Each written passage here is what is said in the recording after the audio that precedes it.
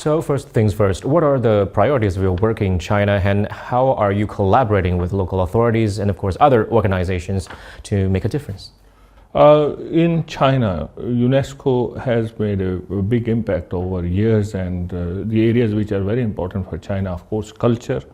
We have 57 World Heritage sites here, very beautiful sites, and we have 43 intangible cultural heritage. So culture is very big for China and for UNESCO, and a wonderful partnership, but also in the areas of science and technology. With the help of China, we have advanced science and technology in a number of areas. For example, in water sciences, we have a very special center with the Ministry of Water Resources, Institute for Water and Hydraulic Research, but also education. In education, we have progressed key areas which are now global agenda, like the artificial intelligence is used in education. We have a special UNESCO center at the Beijing University, which is Beijing Normal University, which is dealing with the areas of rural education, so very successful. And you would have heard last year, we have a wonderful new development in Shanghai, the Category 1 Institute about Science, Technology, Engineering and Mathematics, and the one of its only kind. So China has been a very strong partner of UNESCO, especially with the leadership of President Xi Jinping, who has always given UNESCO a lot of importance and given us a lot of guidance on many of the areas. So we are very proud to be here in China for the last 40 years, but our partnership, of course, is every day growing in a very nice way. So over a decade ago, Chinese President Xi Jinping at the UNESCO headquarters said that Chinese culture and civilization will keep pace with modern times and of course acquire more vitality.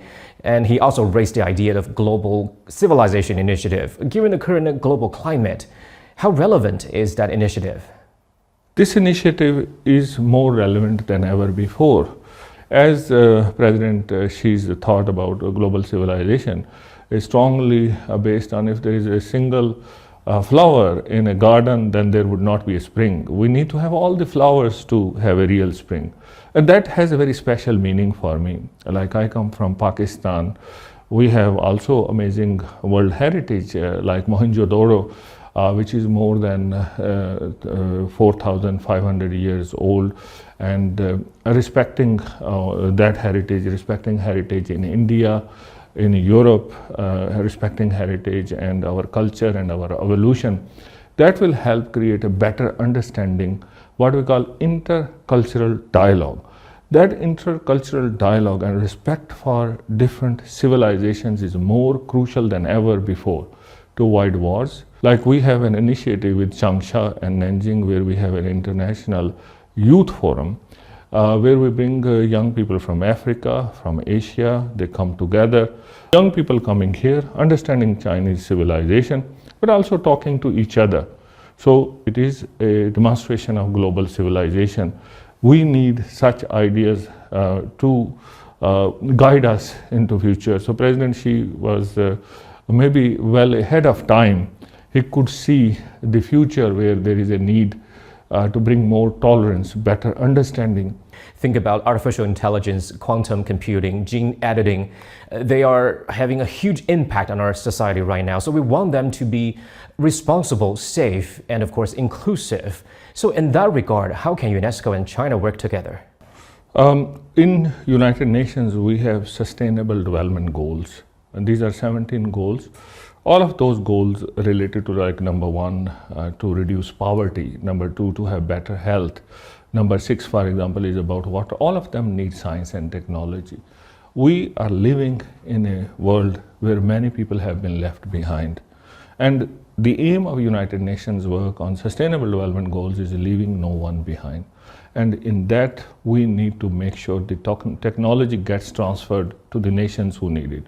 One of the greatest, I would say, developments in the times we live is the alternate energy, like solar energy. Solar panels, with the way China has innovated, their price has really gone down. The technology is so accessible. Any person in the world can buy those panels and can bring electricity, bring for education, bring for health and others. UNESCO is working with Chinese government on South-South cooperation, by bringing together scientists, by bringing together entrepreneurs. For example, in the university in Zhejiang, with the Zhejiang University, we have a UNESCO chair on entrepreneurship. How do you create new businesses?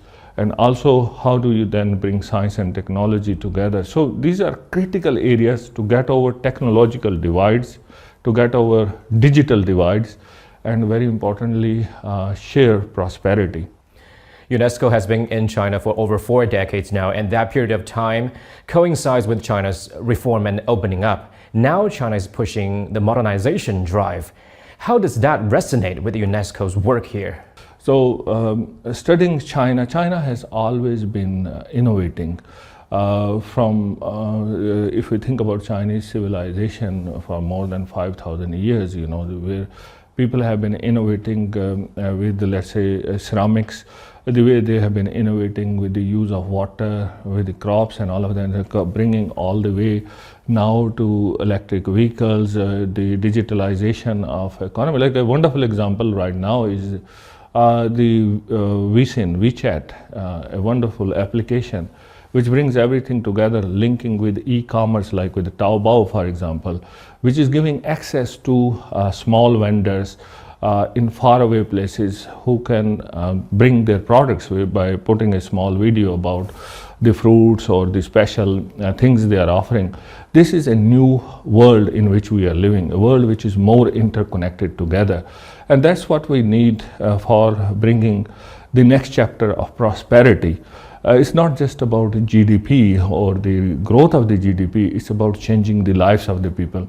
So what I've seen in China, I've been coming here for more than 20 years, and I've seen the road networks, the way they have been expanded, and the quality of services which have been expanded, the quality of universities which has gone up. So really this is the time in which the modernization's benefits for those people who have been left behind, bringing these concepts of e-commerce, linking together for people to be able to sell their products. Now, as you know, we're living in a time where we can order commodities through drones, for example, and use artificial intelligence. But at the same time, there are risks of modernization in a way which we need to be very much aware. Not everybody is as skilled, not everybody is as connected. So how do we make sure we bring these skills and ideas to those people? But also, the world is going through a time where key ideas like artificial intelligence, if they are used in a negative way, in combat situations, for example, there can be serious consequences. So UNESCO, with the Chinese government, is working on the ethical aspects of science and technology, and also ethics of artificial intelligence. How we make sure these technologies and this modernization is being used in the most ethical way, and how the benefits are coming to those who have been left behind for too long. So that's where the modernization of cities, modernization of small, medium enterprises, and modernizations of our education system, how do we bring the benefits to those who desperately need them more than ever before? That's our challenge. And that's the challenge we have to work together with all those developing countries.